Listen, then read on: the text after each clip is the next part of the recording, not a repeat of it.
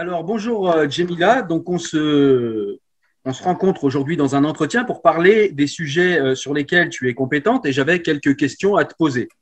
Ceci dit, avant ça, je vais remettre mes lunettes pour lire. Ceci dit, avant ça, je voulais te lire une petite citation rapidement avant que tu te présentes et que tu nous dises ce que tu en penses. Craignons toujours les excès où conduit le fanatisme, qu'on laisse ce monstre en liberté, qu'on cesse de couper ses griffes et de briser ses dents, que la raison si souvent persécutée se taise, on verra les mêmes horreurs qu'au siècle passé. Le germe subsiste. Si vous ne l'étouffez pas, il couvrira la terre.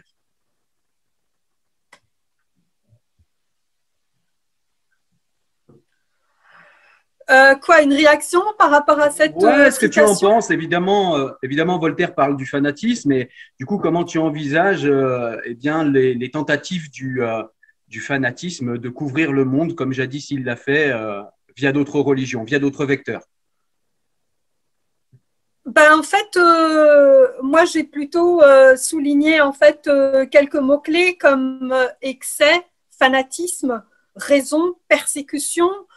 Tous ces concepts en fait s'inscrivent dans un champ lexical qui nous invite à réfléchir sur la condition humaine et sur ce que l'homme a de meilleur, c'est-à-dire sa raison, mais aussi ce qu'il a de pire, c'est-à-dire lorsqu'il laisse sa raison de côté et lorsque il se laisse aller vers cette folie que sont les excès, que sont les intégrismes, que sont la négation de l'autre.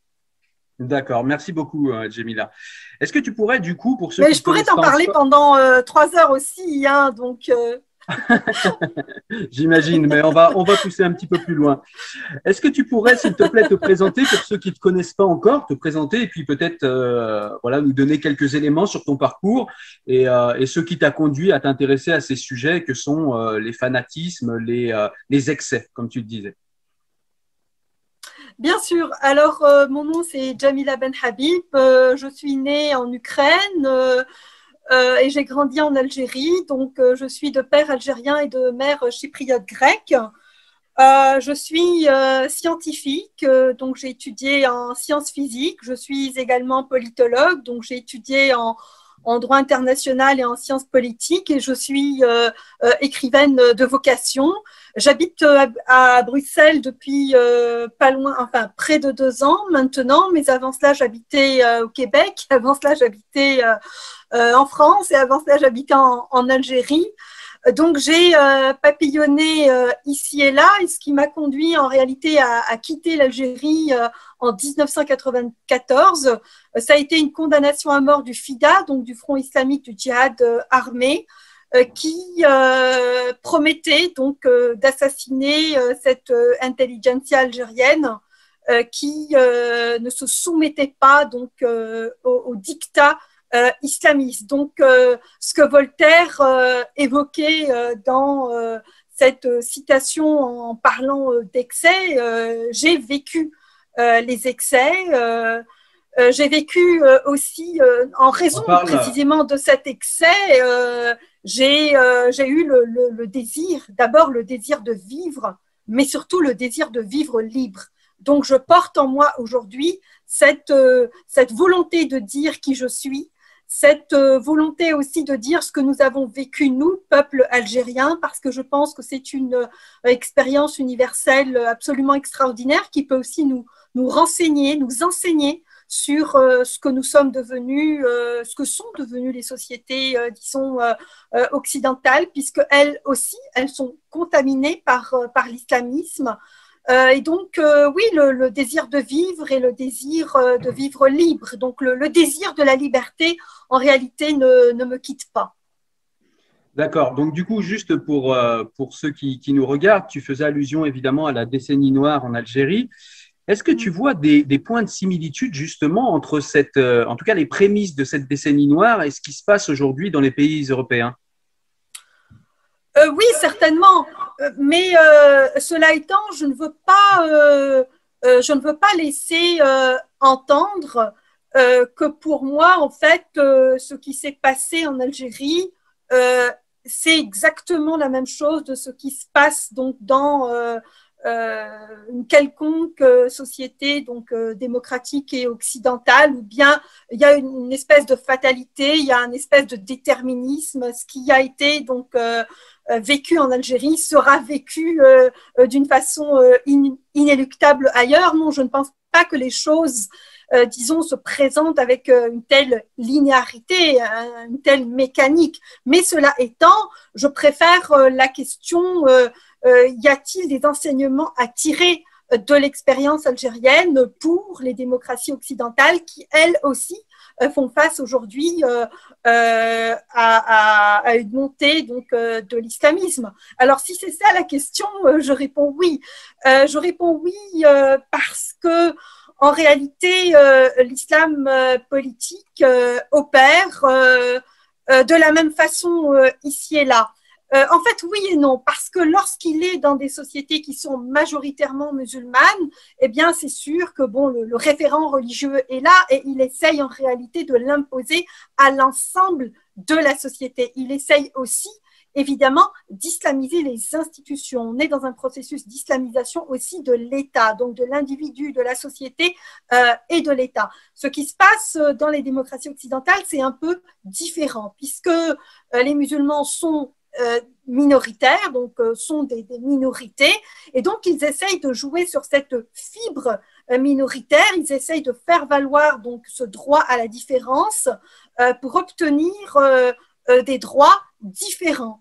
Et donc, ils essayent de jouer donc, constamment là-dessus, sur une espèce de victimisation, sur une espèce de culpabilisation, sur une espèce de respect de la diversité, respect des minorités, sans jamais se poser la question de la condition des minorités dans leur pays, de la condition de la diversité dans leur pays, du rapport à l'altérité. Donc, voilà, j'ai vu en réalité l'islam politique s'installer dans mon pays d'origine, c'est-à-dire une société majoritairement musulmane, comme je l'ai vu aussi gagner du terrain dans les démocraties occidentales. Et je dois dire que ce qui me fait beaucoup réfléchir, c'est que l'islamisme, vous savez, en réalité, il est comme un poisson dans l'eau. Qu'il soit majoritaire ou qu'il soit minoritaire, il trouve toujours le moyen de s'adapter à l'environnement institutionnel.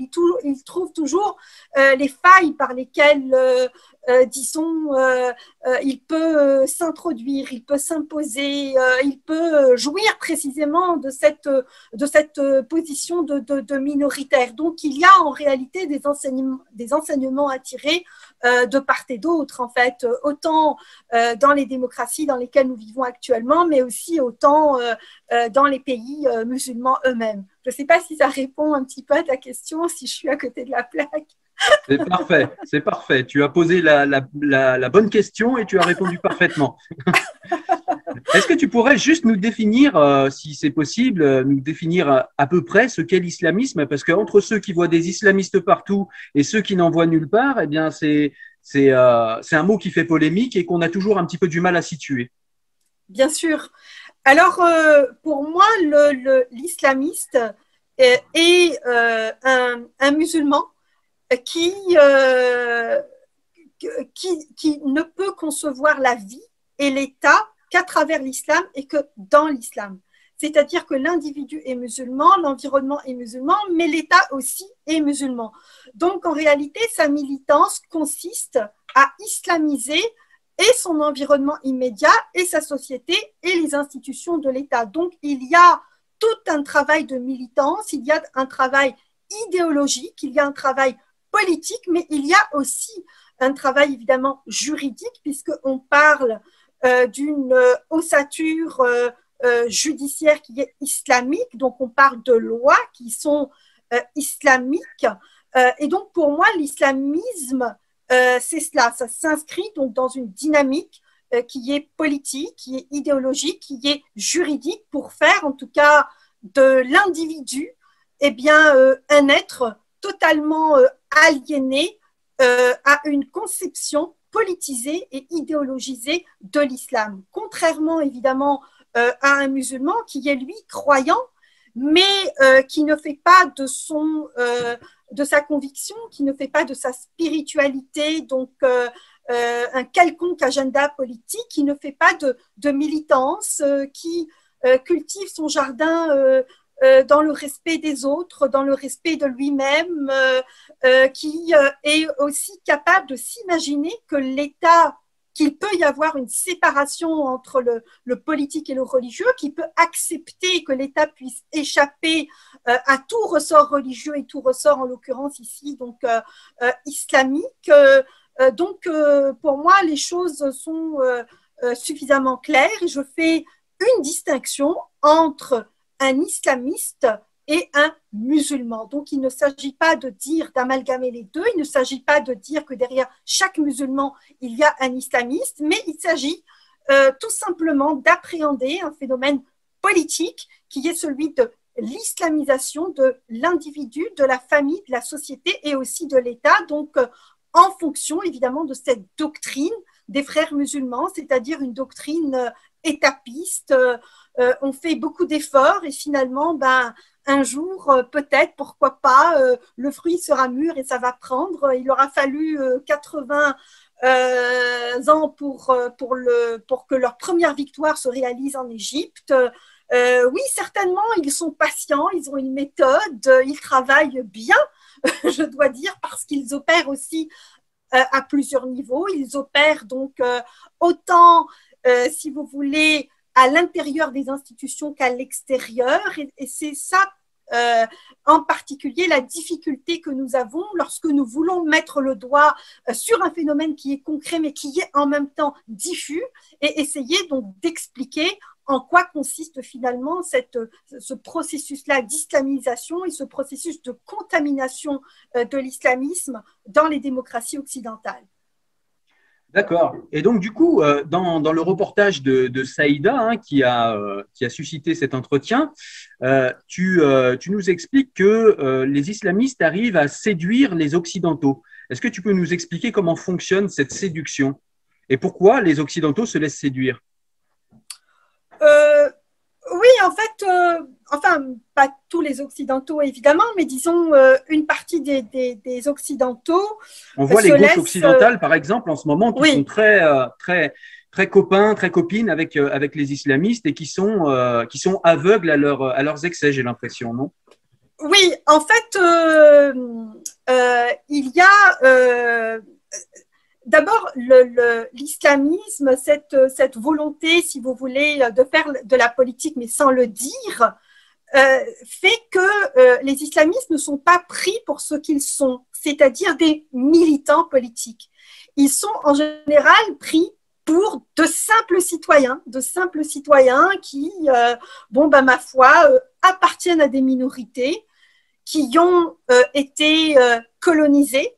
Et donc ça, c'est un élément qui est important. Donc, nous avons d'une part donc un individu donc qui charrie un bagage, disons mémoriel marqué par la colonisation, et nous avons par ailleurs un autre individu qui peut aussi culpabiliser parce que ses ancêtres ou que sais-je peut-être ont-ils participé, en tout cas l'État auquel il appartient a participé, et donc ça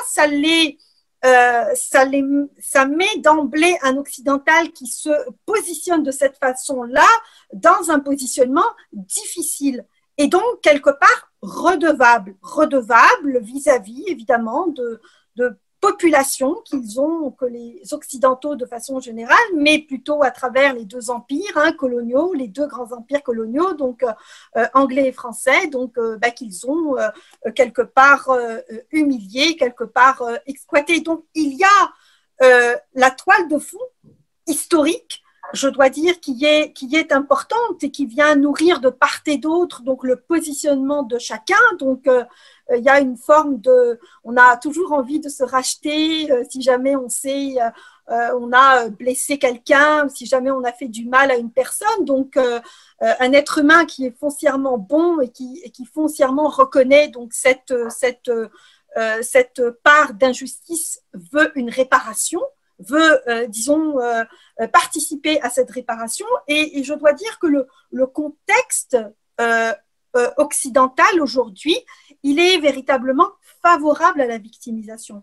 c'est un contexte qui est aussi marqué par la réparation, je veux dire, la construction d'un récit victimaire. En fait, on existe parce qu'on est quelque part victime, on existe Ouais, parce on que le voit de quelque plus en plus. part Ouais.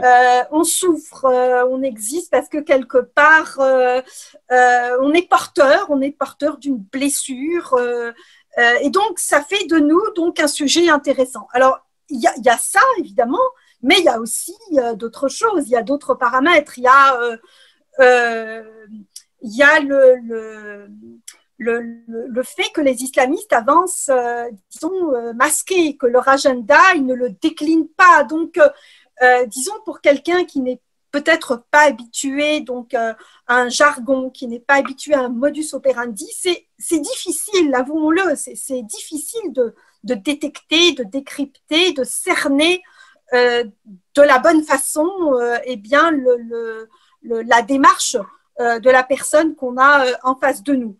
Et puis, bon, bah, il y a une espèce aussi de paresse intellectuelle. Je veux dire, ce sujet-là, c'est un sujet qui est sérieux, qui demande beaucoup d'efforts, qui demande du travail, qui demande des lectures, qui demande des rencontres. Vous le savez, Cyril, vous en lisez des livres, vous en rencontrez des personnes, vous le faites depuis plusieurs années déjà, je vous suis, et franchement, on n'est jamais rassasié. À chaque fois qu'on pense avoir compris quelque chose, voilà que tout est à recommencer parce que peut-être qu'il y avait un détail qui nous a échappé. Donc, bref, il faut se passionner pour ce sujet, il faut travailler. Et bon, bah, on n'a pas le temps parce que la vie étant ce qu'elle est, bon, bah, on va vite, on a mille et une choses à faire et peut-être qu'on ne prête pas attention, si vous voulez, donc d'une façon minutieuse, eh bien à ce qui se dit, à ce qui se fait, à ces réseaux, à ces alliances, et donc ça reste quand même difficile. Donc il y a une paresse, il y a une ignorance, il y a la victimisation. Bon, il y a évidemment les calculs politiques. Parce que quand on est un politique, ouais. Il y a l'électoralisme. Quand on est un politique, on ne peut pas ignorer. Alors ça, évidemment, le Kidam, lui, oui, il peut ignorer qui sont les frères musulmans et ainsi de suite. Mais bon, quand on est un politique, on est évidemment séduit par les voix, séduit par la force du nombre. On est tout de suite saisi. Lorsqu'on rentre dans une mosquée par la discipline des fidèles, on s'imagine que forcément on va avoir leur vote si on va dans leur sens, et si on se fait copain-copain avec l'imam, alors peut-être que bon, ça peut être payant, donc ça peut être gagnant-gagnant pour les deux. Et donc il y a tout ceci, il y a de l'opportunisme, il y a du clientélisme, il y a de l'électoralisme. Et puis bon, il y a aussi une partie de la gauche qui est idéologiquement acquise aux thèses de l'islamisme, qui considère que, ma foi, l'islamisme, c'est un mouvement révolutionnaire à partir donc de 79, c'est-à-dire à partir de la révolution islamique iranienne, et que, ma foi, c'est un mouvement qui fait l'histoire, et donc il mérite le soutien d'une partie de la gauche. Donc, voyez-vous, je ne veux pas simplifier le pourquoi de nos hésitations, parce que chacun de nous, en réalité, s'inscrit dans une démarche particulière. Donc, il y a, pour moi, une panoplie de positions, et il ne s'agit pas de confondre en fait les positions de chacun, mais il s'agit de dire voilà, moi je pense que bon, cette personne, donc peut-être il lui faudra un peu plus de lecture pour comprendre, peut-être que des fois, vous savez, à travers un simple récit, on peut aussi expliquer des choses simples, parce que ultimement, l'islamisme, par exemple, s'agissant des femmes, eh bien, c'est un combat du corps à corps. Je veux dire, une femme qui est née dans un pays musulman, qui a grandi, elle pourra très très facilement vous expliquer ce qu'est l'islamisme à travers son corps, à travers les relations qu'elle a eues dans sa famille, à travers les relations qu'elle a eues avec son époux. Bref, je veux dire d'une façon très simple, parce que évidemment, moi j'ai pris la problématique d'une façon abstraite, mais cette problématique est aussi très concrète parce que elle cabosse la vie de milliers, voire de millions de gens à travers le monde. Et donc, c'est pour ça qu'on est préoccupé par cette problématique, parce que, en définitive, ce sont des populations qui sont mises en danger en raison précisément de cette instrumentalisation de l'islam. D'accord, merci pour cette réponse super riche, merci beaucoup. Dans le documentaire, tu nous dis à un moment que les frères musulmans, donc qui sont ce réseau d'islamistes qui ont un agenda bien défini, quant à eux, tu nous parles de la manne financière des pétromonarchies qu'ils ont. C'est quelque chose qu'on entend régulièrement, c'est aujourd'hui bien documenté, on a pas mal de livres sur le sujet. On ne peut pas se dire aujourd'hui que les responsables politiques ignorent cela. C'est juste pas possible. Comme tu le disais tout à l'heure, le kidam de tous les jours, lui, il sait pas. Par contre, le politique, lui, il sait. Comment tu expliques qu'il n'y a pas d'action là-dessus, ou si peu, nous, on a vu Emmanuel Macron agir timidement récemment, mais ça fait 40 ans que personne ne fait rien dans notre pays, et on voit que les réactions sont quand même très timides.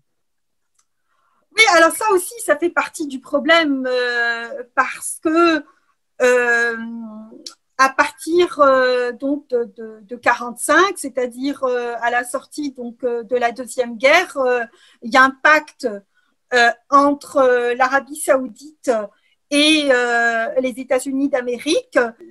L'Arabie Saoudite va prendre de plus en plus de place et si bien qu'elle va mettre en difficulté des pays qui autrefois donc étaient porteurs, disons, d'un projet aux antipodes, en tout cas du wahhabisme.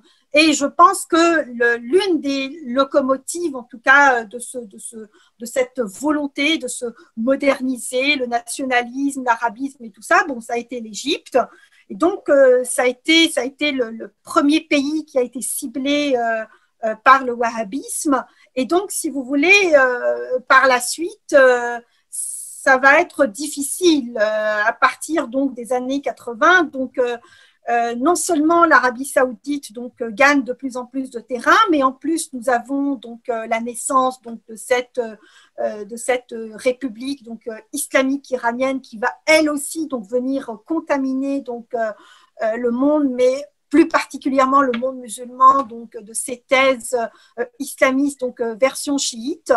Donc, ça va devenir de plus en plus difficile. Alors après, on peut continuer parce que d'autres acteurs étatiques vont apparaître. Les Émirats, par exemple, le Qatar, on voit également, disons, tout le dynamisme diplomatique d'un tout petit pays comme le Qatar. Mais à partir des années 2000, nous allons devoir vivre donc avec malheureusement l'Arabie Saoudite, l'Iran, le Qatar, les Émirats, mais aussi la Turquie qui prend donc une direction, disons, fortement islamisée avec Erdogan.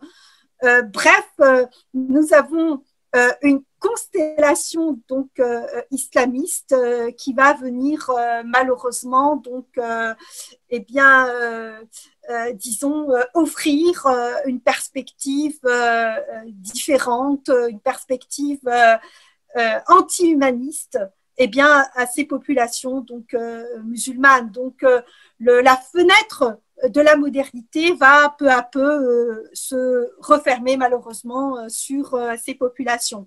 Alors maintenant, c'est intéressant de voir que à chaque moment, évidemment, plus ces pays prennent de l'importance et plus ces pays sont encouragés par des alliés. Donc, les alliés sont évidemment les États-Unis, mais pas seulement, je veux dire la France, l'Angleterre, l'Europe, je veux dire, n'ont cessé de soutenir et d'entretenir des relations, disons, privilégiées avec leurs partenaires enfin musulmans, que moi je qualifie donc d'islamistes. Donc, il y a cette contradiction de départ à partir de 1947 qui va venir marquer les relations internationales. Et aujourd'hui, le monde essaye de changer parce que on a compris, à partir du moins du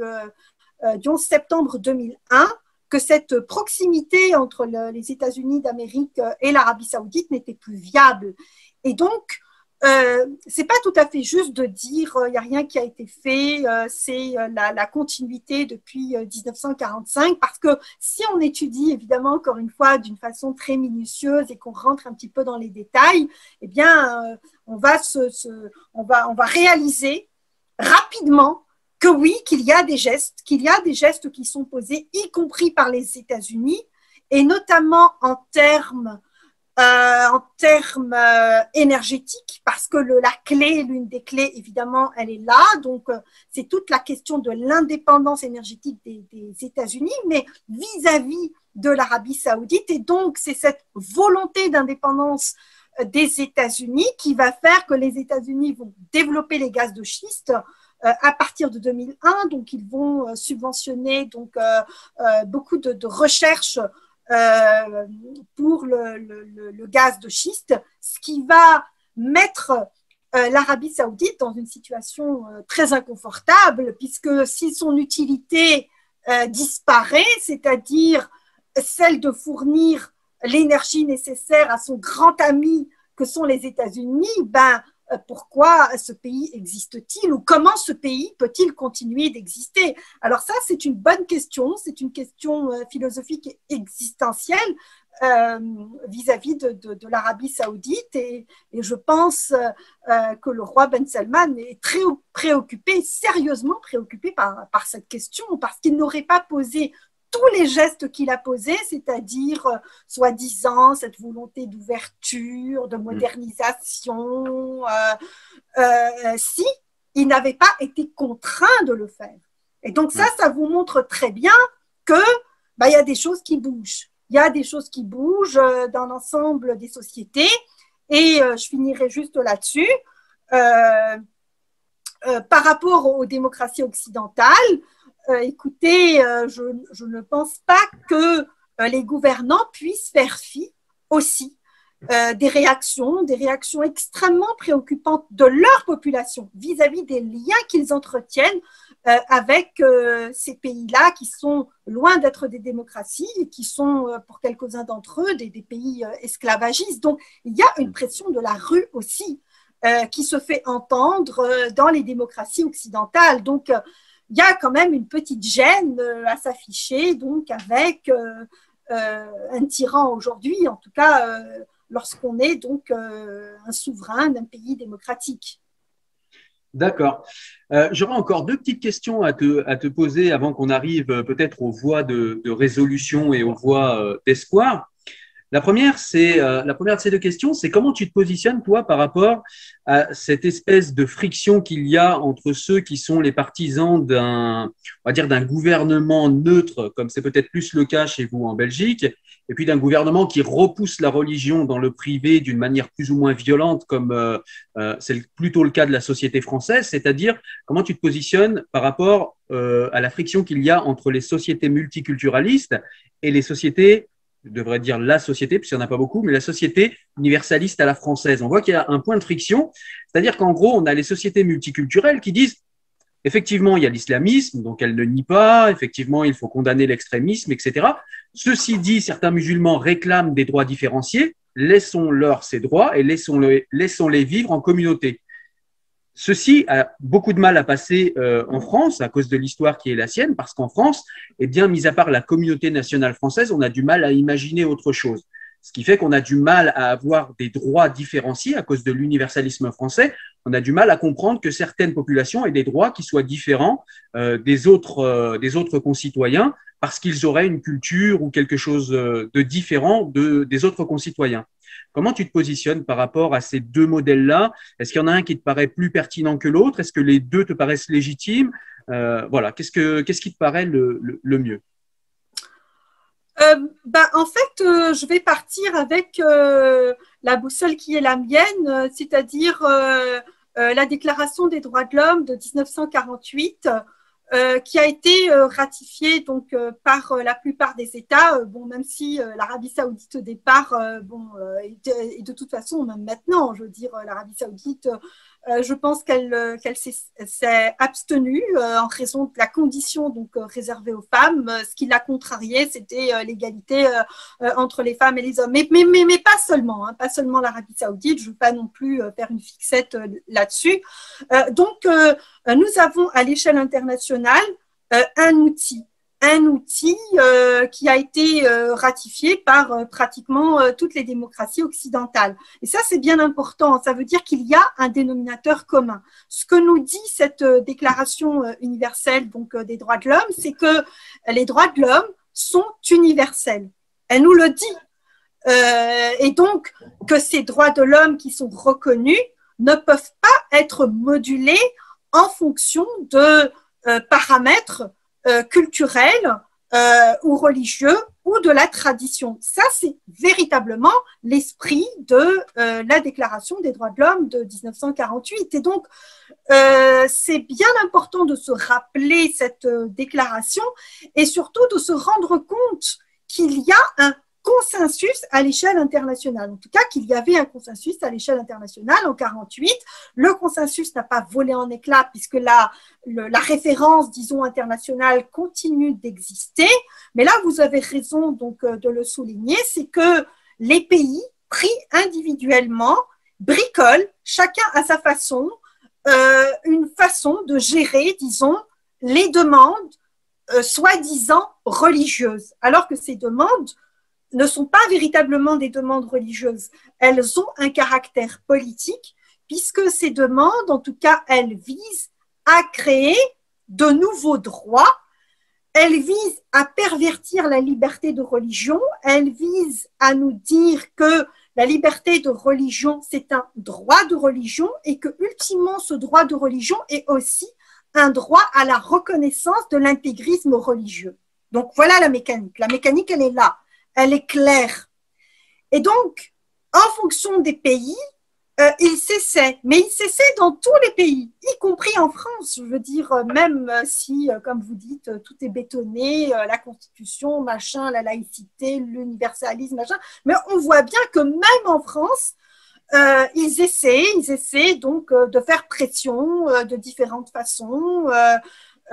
Des fois par la politesse, mais par moments par la violence, pour essayer donc d'obtenir des façons nouvelles, disons, de faire reconnaître leurs droits. En tout cas, et donc, ce qui manque en réalité à ces pays, c'est de considérer la chose d'une façon transnationale. C'est-à-dire que ces demandes, si on prend par exemple, on prend le Canada, on prend l'Angleterre, on prend les Pays-Bas, on prend la Belgique, on prend l'Allemagne. Bon, je commence à bien connaître ces pays-là pour y avoir séjourné, pour étudier d'une façon peut-être un peu précise et détaillée donc le sens des demandes et comment ce qu'ils font finalement pour essayer de sensibiliser donc l'opinion à leurs demandes. Et en fait, on réalise que la mécanique est toujours la même. C'est-à-dire que quel que soit le pays, quel que soit l'environnement juridique et institutionnel du pays, eh bien, c'est toujours pareil. Là où il se heurte à un mur, là, vous avez raison de le dire, c'est évidemment quand il y a une loi commune. Quand il y a une loi commune, à ce moment-là, il n'y a plus de questions. Je veux dire, c'est une loi commune qui s'applique à tous. Et donc là, c'est l'essence même de la République. C'est une loi qui est clairement portée donc dans son universalité et qui est destinée à chacune et chacun de la même façon. Et donc, dans les pays donc, de culture donc, anglo-saxon, les choses se passent différemment puisqu'il y a une reconnaissance des communautés, contrairement à la France, contrairement à d'autres pays. dans les pays anglo-saxons, donc il y a une reconnaissance des communautés. Les communautés essaient aussi d'obtenir donc des privilèges parce que ils font valoir donc leur positionnement minoritaire, ou ils font valoir donc un certain nombre de critères.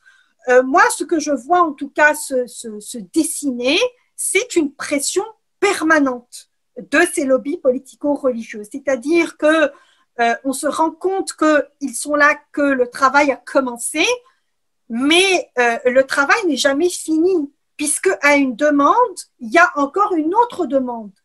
Par exemple, je vais vous donner un exemple très concret pour que vous compreniez.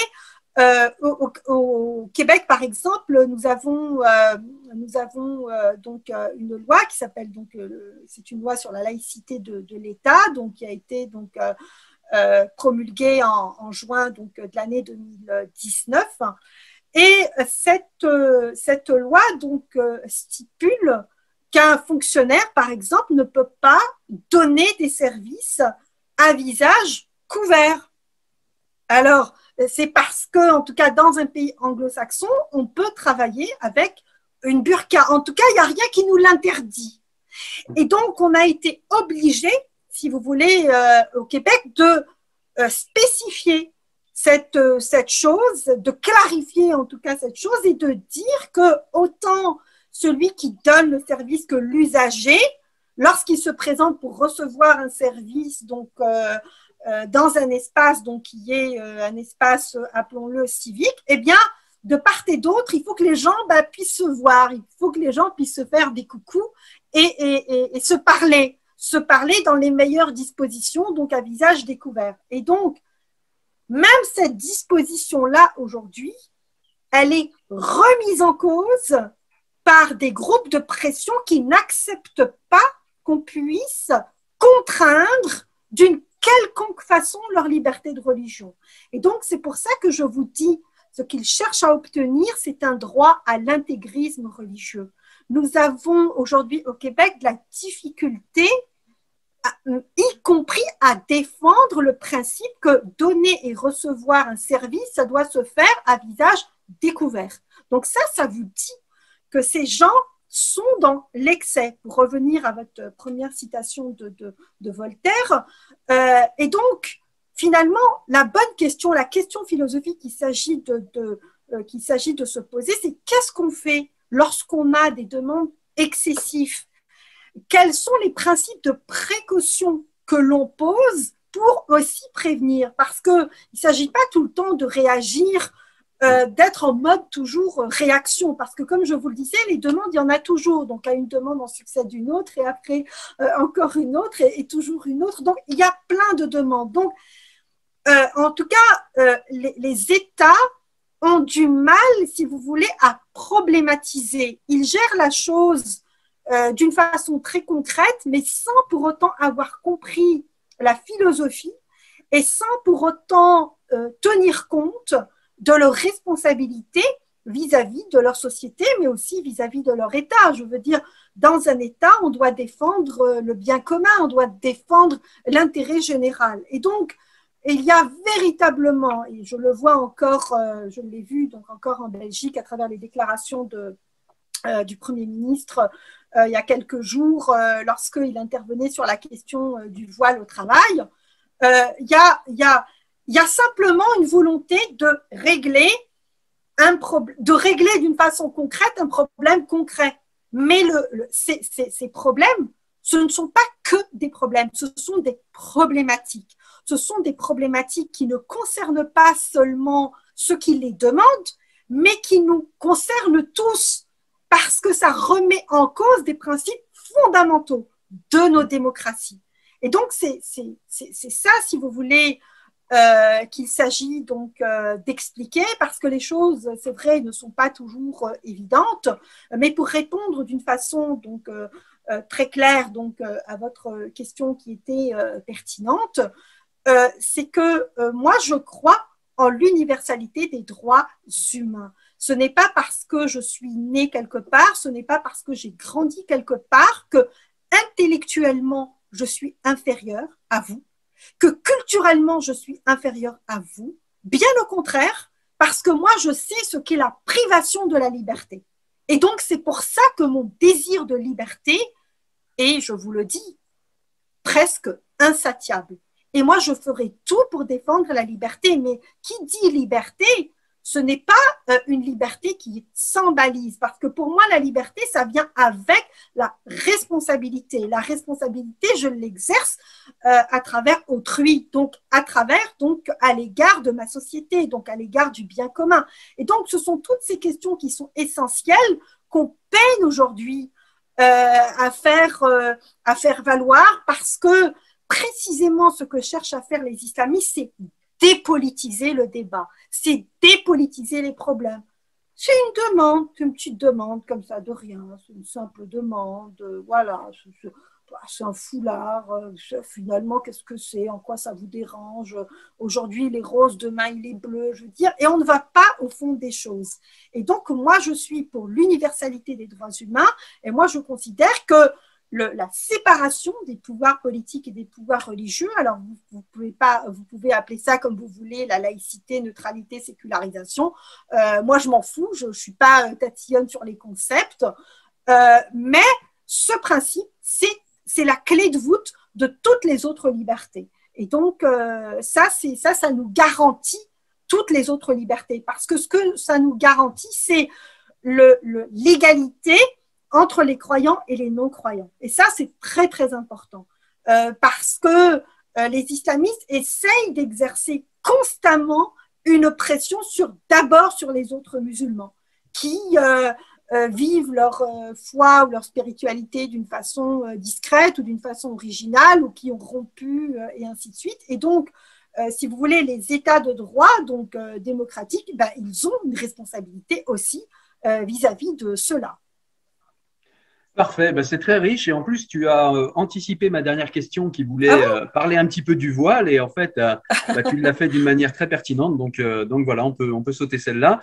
Donc la dernière question, enfin l'avant-dernière question, mais disons la question conclusion, c'est qu'est-ce qu'il faudrait faire à l'avenir, quels grands axes il faudrait emprunter pour que eh bien on puisse maintenir ces islamistes loin du politique et qu'on puisse sauvegarder nos valeurs, parce que parfois on a l'impression qu'on en est là quand même.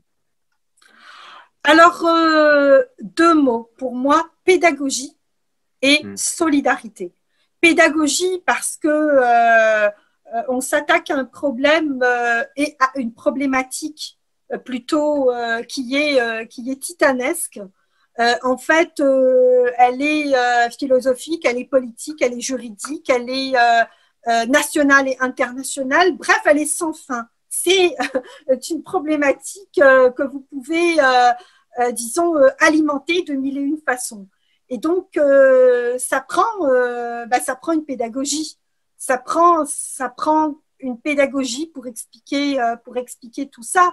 Et évidemment, solidarité. Je ne peux pas aujourd'hui m'imaginer ce combat pour la laïcité sans un mouvement de solidarité à l'endroit des démocrates et à l'endroit des laïcs dans les pays musulmans. Pour moi, ce qui me motive au quotidien, c'est véritablement ces gens-là. Moi, ce qui nourrit mon désir de poursuivre vers cette voie, c'est véritablement le courage inouï que les femmes turques, les démocrates algériens, marocains, tunisiens, libanais, bref, soudanais. Regardez ce qui s'est passé au Soudan, on en a très très peu parlé malheureusement. Il y a une révolution qui s'est passée après des décennies évidemment de fusion entre le politique et l'islam. Ce pays donc s'est frayé un chemin vers la laïcité. Malheureusement, donc j'avais prévu d'aller au Soudan pour voir un peu, observer, discuter, et ainsi de suite. Ça n'a pas pu être fait à cause du Covid. Mais il y a des choses intéressantes, il y a des choses intéressantes qui se passent dans ces pays. Alors là, évidemment, je n'ai pas parlé de l'Asie. Regardez l'Afghanistan, mais c'est dramatique. Nous avons, en 2001, nous avons, disons, la communauté internationale a décidé de s'ingérer donc dans les affaires afghanes. À juste titre d'ailleurs, je ne suis pas en train de remettre en cause ça, mais qu'en est-il aujourd'hui? Et regardez avec quelle lâcheté les Occidentaux sont partis. Pour quel résultat? Les talibans sont pratiquement au pouvoir, ils occupent donc des territoires importants. Écoutez, moi je suis scandalisée par ce qui arrive en Afghanistan.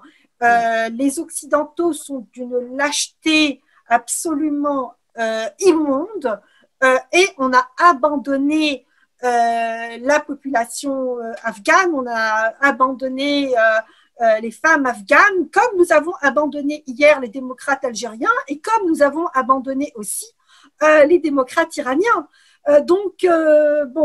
Voilà, donc ma vie, c'est une histoire aussi d'abandon et de deuil. Et donc, c'est pour ça que je vous dis, je ne peux pas envisager donc une quelconque militance, en tout cas, ou un quelconque engagement à l'endroit de la laïcité sans tenir compte de ces expériences, qui nous gonflent quelque part aussi de fierté, parce qu'on se dit, waouh, jusqu'où peut aller un individu, jusqu'où peut aller une société dans sa volonté d'être, d'exister, de s'affirmer, mais aussi de tenir tête. Tout à l'heure, c'est ça, dans la citation de Voltaire, il y a eu le mot persécution, mais la vie de ces gens dans ces pays est caractérisée par une persécution quotidienne, les lois, les régimes, bref. Donc, tenir tête, c'est important. La dernière chose, en tout cas, moi aussi, qui m'importe, c'est ne jamais oublier la motivation première, en tout cas, de ce combat pour la laïcité. C'est toujours l'irriguer de principes humanistes, parce que nous sommes des humanistes. Et il n'est pas question de s'acoquiner donc avec des mouvements extrémistes ou des mouvements d'extrême droite qui, eux aussi, considèrent les musulmans culturellement et intellectuellement inférieurs. Et donc, pour ma part, c'est ça. Donc, l'humanisme, cet humanisme aussi qui nous dit que finalement, l'autre n'est qu'une continuité de soi. Et si je me bats pour l'autre, je me bats aussi pour moi. Ce qui fait que je suis un homme, ce qui fait que je suis une femme, c'est aussi le regard que je porte sur le monde qui m'entoure. Donc, ne jamais oublier la motivation première, en tout cas, de ce magnifique combat pour la laïcité contre l'infâme, comme disait Voltaire. C'est notre envie de faire société, notre envie de faire monde ensemble, quelles que soient nos appartenances culturelles et philosophiques. Nous sommes capables d'être ensemble, de s'aimer, de discuter, de partager un certain nombre de valeurs et de principes. En tout cas, pour ma part, c'est de cette façon que j'entrevois l'humanité. Eh bien, merci pour cette réponse riche d'espoir et de fraternité, effectivement. Fraternité à laquelle aurait souscrit Voltaire, si on en croit son traité de la tolérance, effectivement. Donc, merci pour ça. Deux petites questions avant de terminer. Est-ce que tu as des livres à conseiller, mis à part les tiens, que j'afficherai? Est-ce que tu as des livres à conseiller à la communauté, justement, pour aller un petit peu plus loin sur le sujet? Bien sûr, en tout cas, il y a plein de livres qui sortent.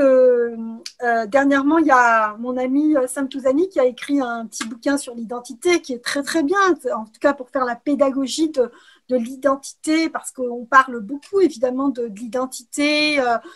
C'est quoi une identité? Est-ce que une identité rabougrie, c'est une identité quand même? Parce qu'il y en a qui essaient de nous vendre un certain prêt-à-penser vis-à-vis de l'identité et ainsi de suite. Donc oui, donc il vient de sortir un bouquin donc sur l'identité donc en Belgique qui est très sympa. Mais bon, il y a plein d'autres bouquins. Enfin, j'ai pas tous les noms en tête. Le dernier que j'ai lu, c'est celui de Rachel Kahn aussi qui traite de cette question de l'identité. Il y a le livre de Cynthia Fleury aussi sur le ressentiment qui est aussi très intéressant finalement.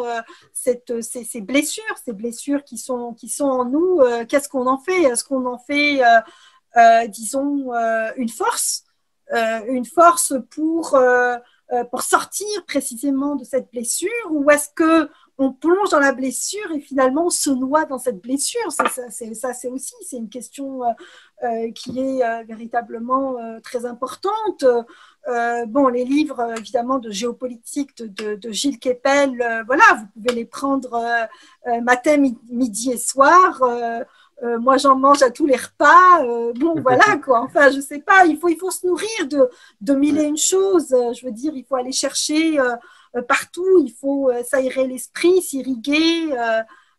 C'est bien important parce qu'on a aussi besoin de cette comment dire, de cette dimension, disons de la sensualité de la vie. Pour ne jamais perdre le sens, en tout cas, de la vie. Parce qu'en tout cas, si on mène ce combat-là, c'est parce que la vie mérite d'être vécue. Clairement, et, je me joins à la solidarité, j'y reviens, à la solidarité à laquelle tu nous appelais envers tous les pays, parce que moi-même, dans la manière dont je participe à ce combat à mon échelle, eh bien, ce sont les personnes des pays maghrébins, ce sont beaucoup de démocrates des pays maghrébins, voire des pays arabes, qui justement m'ont montré cette soif de liberté que notre génération d'occidentale n'a pas parce que, eh bien, nous, on n'a pas eu à lutter. On est né avec. On a l'impression que c'est un acquis.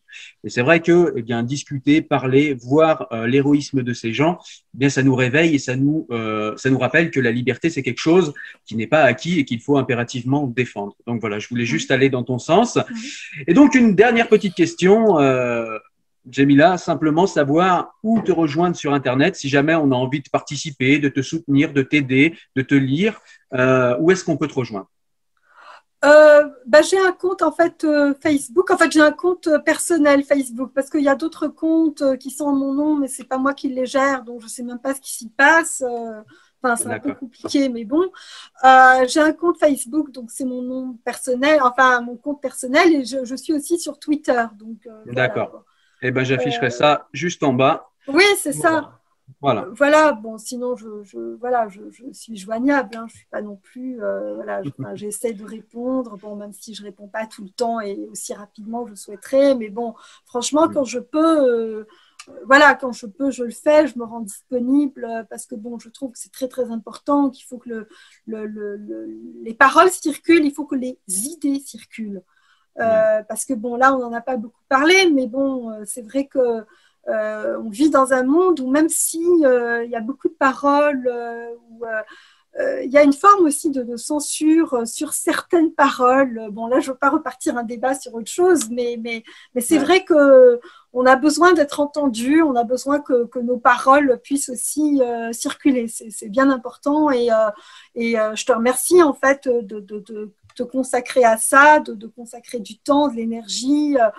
Je sais que tu fais beaucoup de lectures, que tu fais des résumés, que tu fais y compris des vidéos, et ça c'est très important. En tout cas, ça participe à faire la pédagogie de la laïcité, mais la pédagogie de l'humanisme, la pédagogie du vivre ensemble. Bon, voilà, je pense que la pédagogie de la solidarité, c'est vrai finalement. Pourquoi se solidariser avec les autres, que j'en ai à faire des autres, qu'est-ce que ça peut me rapporter, apprendre à envisager des problématiques à travers un angle qu'on n'avait jamais vu jusque-là, ça sert à ça en fait. Voilà. Donc voilà, Cyril, je te remercie. Donc le film en fait de Saïda Keller, ça va aussi dans ce sens. Saïda est une femme absolument brillante et remarquable qui vient de Tunisie, donc qui est témoin aussi de l'ouverture de sa société, des grands pas aussi de l'État tunisien dans les années 50 en direction de l'émancipation des femmes, en direction de l'ouverture, en direction de la sécularisation de la société tunisienne. Petit à petit, là, ça s'est refermé malheureusement ce chapitre donc de la modernité s'est malheureusement refermé, a été carrément remplacé par un autre chapitre à partir de 2011, c'est-à-dire lorsque Ben Ali donc est tombé, ceux qui ont perçu les dividendes extrêmement disons rapidement et facilement, ce sont les islamistes qui sont au pouvoir et dont la préoccupation première était de liquider l'héritage de Bourguiba et de la modernité tunisienne. Donc, ils se sont attaqués à l'État tunisien. Donc, c'est pour ça qu'aujourd'hui, l'État tunisien n'arrive même pas à faire face, par exemple, au Covid. On voit à quel point dramatique, nos amis tunisiens souffrent l'état des hôpitaux. Et donc, vous voyez, ils ont indisposé le pays. Donc, ils ont été, soi-disant, ils se sont portés, soi-disant, les sauveurs du pays, sauver le pays. Ben, on voit ce que c'est. Les islamistes au pouvoir ou les islamistes pas très loin du pouvoir, en réalité, ben, voilà ce que ça donne. Ça donne un système éducatif qui est à terre, un système de santé qui est à terre, des institutions de l'État corrompues et des crises politiques constamment considérables à n'en plus finir et une instabilité sociale, économique sur tous les plans. Donc voilà, c'est pour ça aussi qu'il faut faire la pédagogie, donc expliquer qu'est-ce qui se passe dans ce pays, pourquoi ça se passe de cette façon-là, pourquoi il y a une crise sanitaire, pourquoi est-ce que ce pays n'arrive pas à répondre à cette crise sanitaire, qu'est-ce qu'il fait finalement. Ce sont des questions très simples et les explications, ben, il y en a, donc ça prend de la pédagogie donc, pour essayer donc, d'expliquer évidemment du mieux qu'on peut en fonction de notre bagage, ce qui se passe ici et là. Donc voilà, moi je m'attelle en tout cas à ça. Eh bien, merci beaucoup et merci pour tout ton travail et ton engagement dans nos sociétés, Jamila Benhabib, parce que ça fait des années moi aussi que je te suis et tu fais un travail énorme avec un courage vraiment qui force le respect. Donc, merci pour tout ça. J'afficherai en fin de vidéo tous tes livres que je conseille, évidemment, que je conseille à chacun. Et je te renouvelle mes remerciements pour le temps que tu nous as consacré à faire de la pédagogie justement dans cette vidéo. Merci à toi. Merci beaucoup Cyril et on remerciera Saïda parce que c'est elle qui nous réunit, hein, toi et moi. Exactement, merci beaucoup Saïda. C'est vrai, tu as raison. On se connaît depuis des années par vidéo interposée, ainsi de suite. Mais c'est Saïda qui nous a réunis aujourd'hui, comme quoi, voilà, les rencontres, les productions, ce qu'on produit, en tout cas les idées circulent. Donc aujourd'hui, c'est le film de Saïda qui nous réunit pour parler donc d'une problématique qui nous est chère, qui est celle de l'émancipation, l'émancipation des peuples, où qu'ils soient, où qu'ils se trouvent. Merci Saïda. Beaucoup. Merci Saïda aussi. Merci à toi.